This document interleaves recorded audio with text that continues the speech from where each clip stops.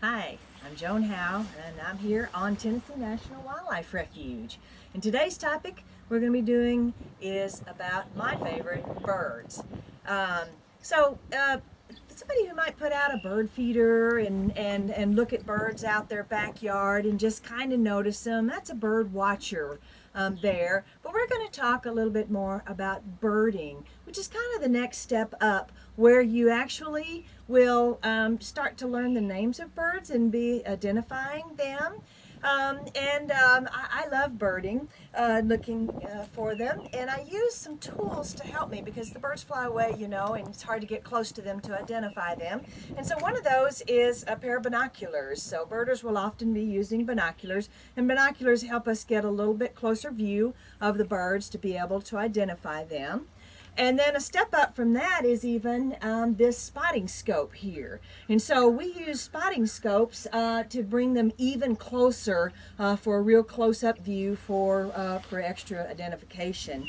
And then once you find the bird, people will often have a bird field guide, which has the list of all the birds and pictures of birds and things in there that help them to identify some of their birds. And there are many different kinds of field guides there, but most of the time you'll see birders will have some kind of field guide with them as well. Now, this time of the year is right in the middle of what we call spring migration.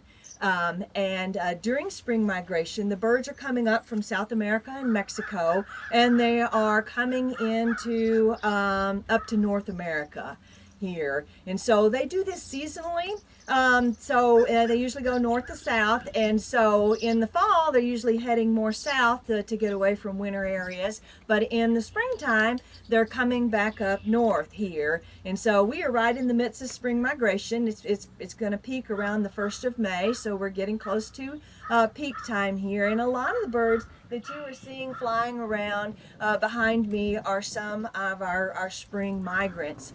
And most of the spring migrants are birds we call songbirds. And so what's a songbird? Simply a bird that sings. It's usually a smaller bird there. And so why does a bird sing? You'll hear a lot of songs behind me here. And usually it's the male bird that is singing. And the male bird is communicating through sound, through a song, to establish territory, for one thing. He is telling all the other male birds in his species that this is his territory, and all the other male birds need to stay out. But he's also communicating to the females. He's telling the females that, hey, this is my territory. I got a great one here, and I'm looking for a mate. So he's using song to communicate there. And now birds also have calls. They have songs and calls are sung by both male and females, and they're usually a means of just communicating with each other. So we're also hearing some calls in the background here as well. And so it's kind of fun when you start to listen a little closer to these songs. And so a challenge for you is to go out and to listen out in your backyard to some of these bird songs. So in the songbirds, usually the male is a little bit more brightly colored than the female. So there's a reason for that because they have different roles. The male's job, as I mentioned, is to establish the territory and attract the mate. And they will use bright colored feathers, they will use song, and they sometimes even will use dance to be able to impress the female to say I'm a good mate for you here. So the female, on the other hand, her job is reproduction. So she is raising the young usually, and so which entails a time of sitting very vulnerable on the nest. And so she is drab and more earth tone colored. We call that camouflage. So she'll blend in with the background with her nest there. And so she does not want to stand out because as she's vulnerable there, a predator might see her. So if she's more camouflaged, she's better protected there. When we are birding, we don't just look at birds. Sometimes we want to know the names of them. And so we're going to start off visually first with some of the common birds that we have here. I have, to start out with, I have a cardinal. So this is a bright red bird that you might have seen. Of course, this is the male because it is more colorful there. The female looks a lot like this with that top knot, but she's less colorful. Now there is another one. Um, this one is an American robin there. That one also is a bird that kind of is in your backyard there mostly. And this is one that kind of tells us that it's springtime because they will migrate in large flocks, and often early in the spring you'll start to see robins, and people think that this bird tells you that springtime is here. So this is an American robin. There is also another bird that's common that you might see in your backyard, which is a blue jay. And very dynamic looking bird, isn't it? So this is a blue jay, and there's three birds, cardinal, robin, and blue jay, that you may have already seen, but maybe now that you can say the name of it. So there is also another bird that is in a lot of backyards. You may or may not have seen it. It is it's called an eastern bluebird. And bluebirds are beautiful birds there. Matter of fact, the box that you may have noticed behind me is a bluebird box. And we're going to show you a pair of bluebirds on that box.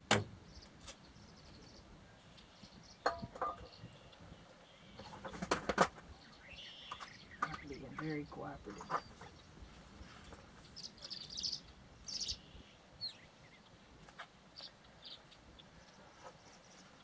There is a purple martin that you can see up close. We're going to show you the purple martins on the purple martin house.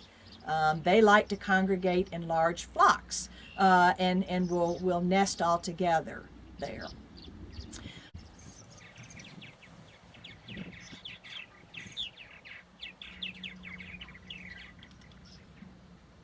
So you may also notice that there was a lot of birds flying around behind me.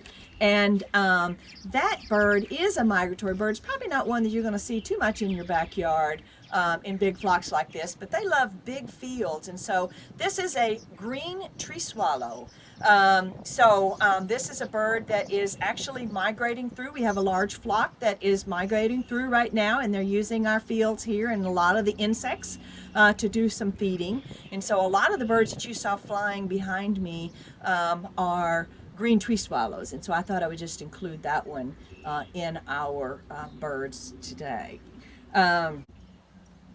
So I bet you even know a little bit of birding by ear. I'm going to play a couple of clips, and this is from the Cornell Lab of Ornithology. Has this website called All About Birds, and on this website you can search any bird and you can listen to them. And so I'm going to play you a bird, and it's a common one that you may have heard before. See if you can guess this bird just by the sound. Ah, know that one? That's a goose called a Canada goose there. And I bet you that's something that you may have heard before there. So try another one. Now, you did good with that one. So listen.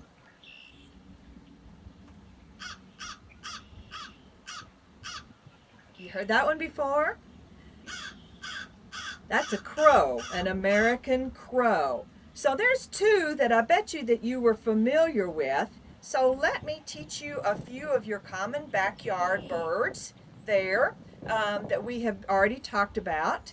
And this one is a cardinal. So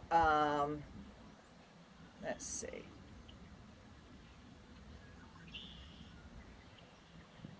Listen. Ah. You may have heard that before, but that one is the sound of a cardinal. It's his song.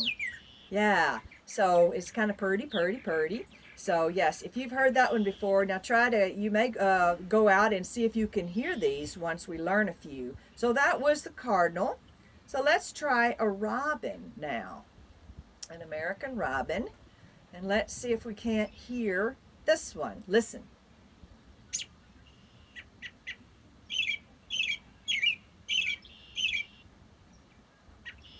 Can you hear that? Have you heard that in your yard before? You might have. That one is an American robin. Could you tell the difference between the cardinal and the American robin? Okay, now we're going to do one more, the blue jay, and see if you can't recognize this sound.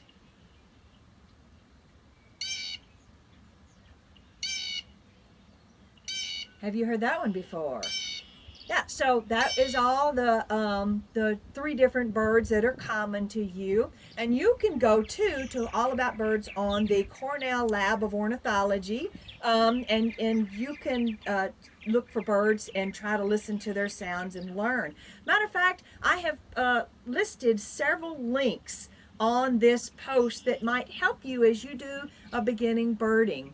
One of them is a book called Discover Birds, and you can download this book. It has fantastic resources. There's all kinds of games and fun activities to do to discover all about birds, and you can just download it and use it at your home there. Another one, I posted a link for the Cornell Lab of Ornithology has a bird academy. All kinds of very simple little videos and ways to learn a start of birds, because you start easy. You start with just few. We started with 3, sounds there. We started with the 4 or 5 pictures of birds. So you just start very easily, and then you add to the list of birds that you know the names of there. And the Cornell Lab of Ornithology has all kinds of great resources to help you with that. Another one is on your phone, you can download an app called Merlin, M-E-R-L-I-N. And on this app, if you see a bird, you can describe it on the app. You can say where you saw it, like your zip code. You can say what was it doing? Was it on the ground? Was it in a bush? Was it flying in the sky? You can kind of approximate what size it is, and you can put up to 3 colors that you may have noticed on that bird. And when you say go, it will bring up a list of some of the common birds that might be your bird, and they're pretty good about getting it right and getting your bird listed there. So try the Merlin app on your phone. That's another one that you can play with. And a challenge for you today is for you to go out in your yard and see if you can identify some birds by sight. Also, spend about 1 minute in your yard just listening. Be very quiet and just listen. And during that time, start counting the different bird songs and calls that you hear, because every bird, remember, has a different sound. So see if you can count the different ones that you hear. And that's a good start to learning some of your birds there. So we're back here in my backyard. You see if you can get in your backyard and identify some of the birds by sight or by sound. Have a great time.